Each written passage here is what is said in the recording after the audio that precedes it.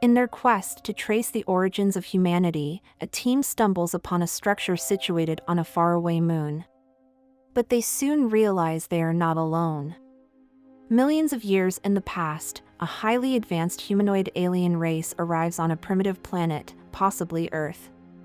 Within their ranks, one of the aliens ingests a dark substance, leading to the disintegration of its body, which falls into a nearby waterfall. As we witness this event, we observe the breakdown and recombination of its DNA, effectively sowing the seeds of life on the planet.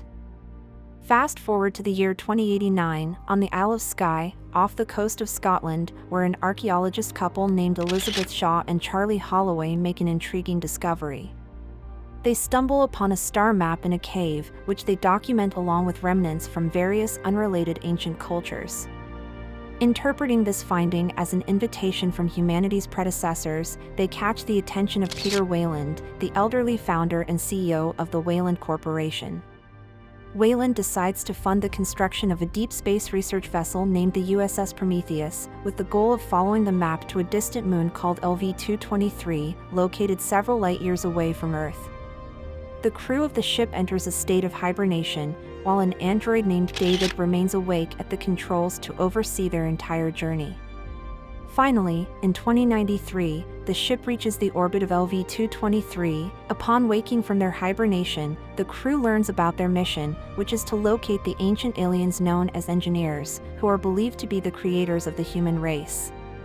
They also watch a holographic message from the late Weyland, who discloses his financial support for the mission and designates Charlie and Elizabeth as the leaders of the expedition.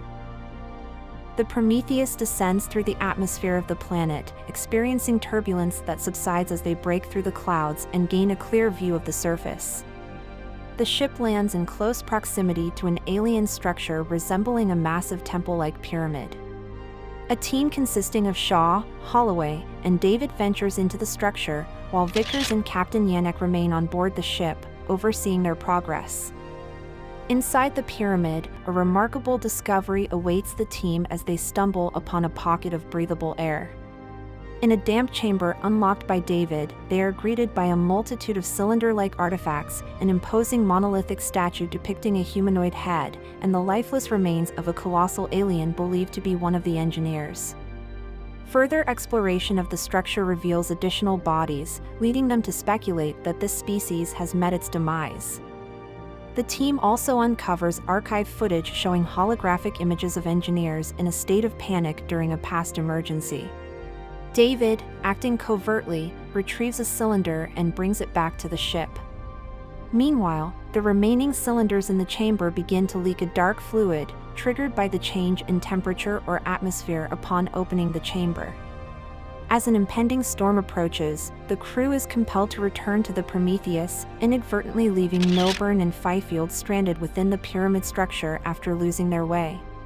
Shaw insists on taking the engineers' head back to the ship, and they barely manage to escape with their lives, with David rescuing them when they are nearly blown off the loading platform.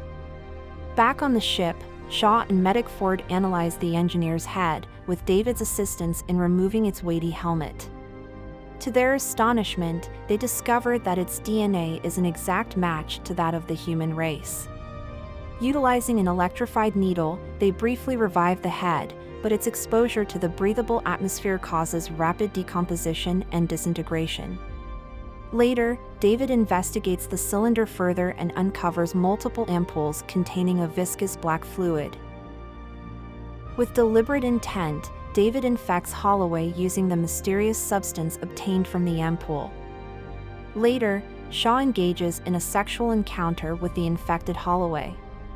Subsequently, Holloway notices a disturbing change in his reflection as his eyes become watery, and a small silver worm-like organism emerges from one of his corneas.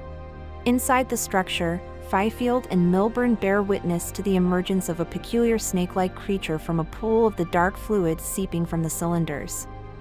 As Milburn attempts to examine the creature, it swiftly grasps his hand, tightly coiling around his arm and fracturing it within seconds. When Fifield endeavors to sever the connection, the creature's corrosive yellow acidic blood melts Fifield's helmet, exposing him to the ominous liquid. The creature infiltrates his suit, forcibly entering his throat. Following the subsiding of the storm, the crew of Prometheus returns to the structure the next morning, only to discover Milburn's lifeless body. Within the confines of a room, David comes across a living engineer preserved in stasis and a holographic star map highlighting various distant planetary systems. He observes as the holograms of the engineers activate a navigational system, with Earth appearing as one of the planets. Abruptly, the system shuts down, leaving the holographic representation of Earth lingering. David also locates a solitary engineer within a nearby stasis pod, its heartbeat audible to him. Holloway's infection rapidly consumes his body, prompting his urgent evacuation back to the ship. As his condition deteriorates visibly, Vickers adamantly denies him entry, citing quarantine protocols. When Holloway approaches Vickers, imploring her to end his suffering, she ruthlessly incinerates him with a flamethrower. Shaw, devastated by this act, is left reeling. A medical examination uncovers the astonishing revelation that Shaw, despite her infertility, is carrying a pregnancy.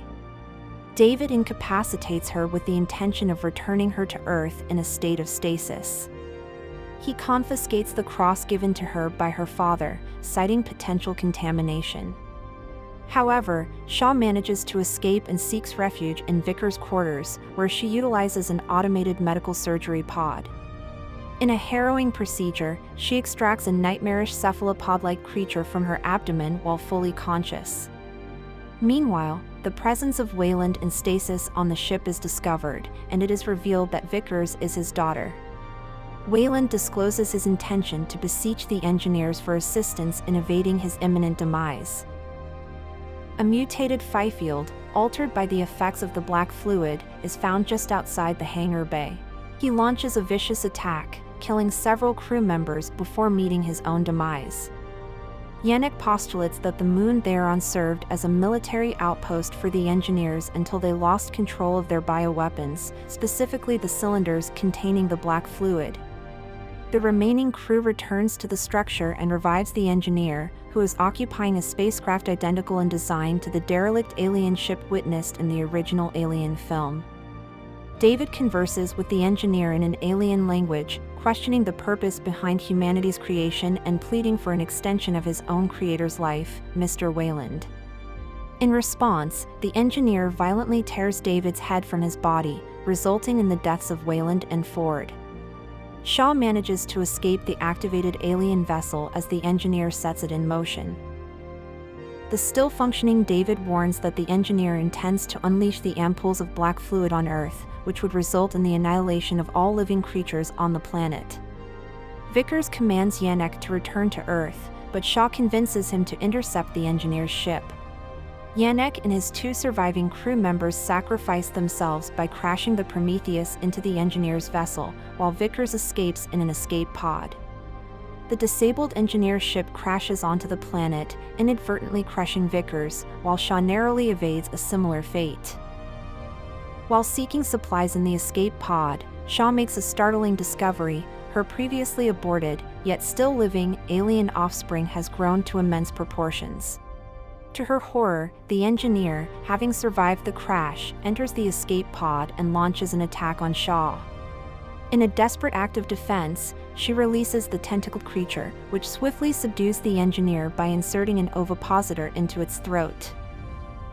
Initially believing herself stranded on the planet, Shaw receives a communication from David, who informs her that there are additional engineer ships located elsewhere on the planet.